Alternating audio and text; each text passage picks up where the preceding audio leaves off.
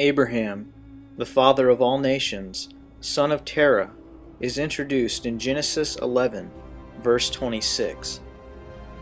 Now the Lord said to Abram, "Go from your country and your kindred and your father's house to the land that I will show you.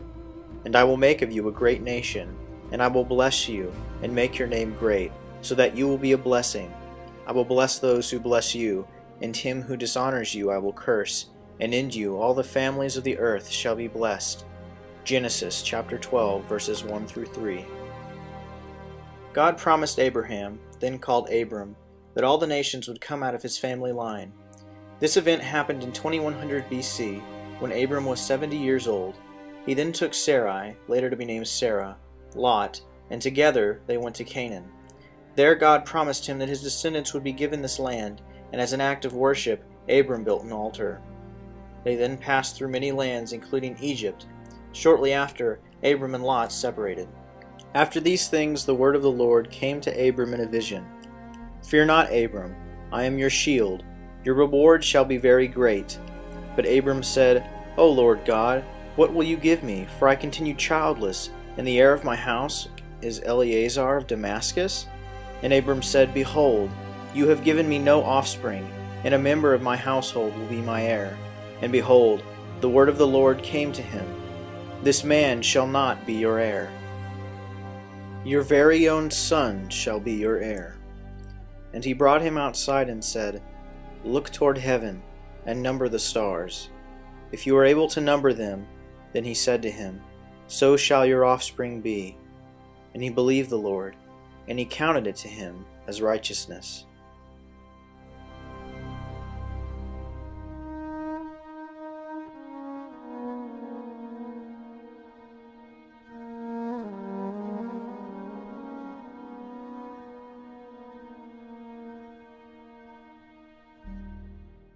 Now that God had promised offspring to Abram and his barren wife, again, it had been over 20 years since the plight of Abraham had begun. Sarai told Abram to lay with her servant Hagar, and together they bore Ishmael, who was born in 2079 BC. "Behold, my covenant is with you, and you shall be the father of a multitude of nations. No longer shall your name be called Abram, but your name shall be Abraham, for I have made you the father of a multitude of nations. I will make you exceedingly fruitful, and I will make you into nations, and kings shall come from you. And I will establish my covenant between me and you and your offspring after you throughout their generations for an everlasting covenant, to be God to you and to your offspring after you. And I will give to you and your offspring after you the land of your sojournings, all the land of Canaan, for an everlasting possession, and I will be their God."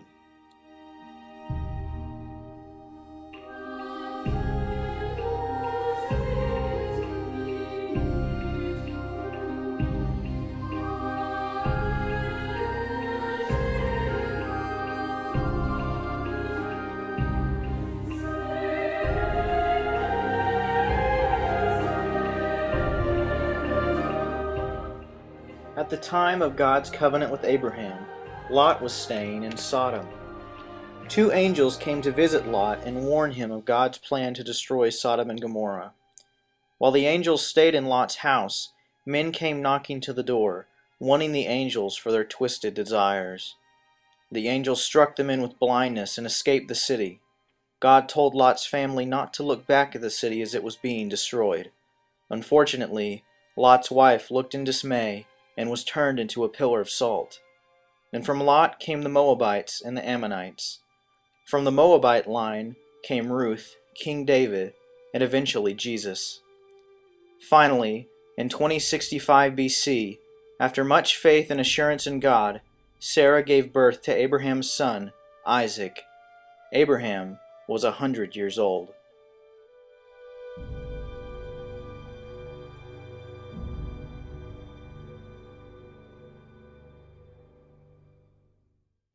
When Isaac grew to be 15 to 17 years old, God told Abraham that he was to take Isaac up to Moriah and sacrifice him.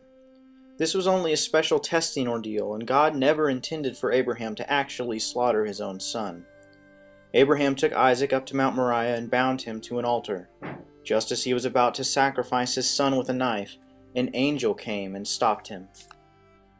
And the angel of the Lord called to Abraham a second time from heaven and said, By myself I have sworn, declares the Lord, because you have done this, and have not withheld your son, I will surely bless you, and I will surely multiply your offspring as the stars of heaven, and as the sand that is on the seashore. And your offspring shall possess the gate of his enemies, and in your offspring shall all the nations be blessed, because you have obeyed my voice. Once Sarah was 127, she died at Hebron in Canaan. And Abraham lived out the rest of his days for 175 years, and was buried by his sons in the field of Ephron, next to his wife.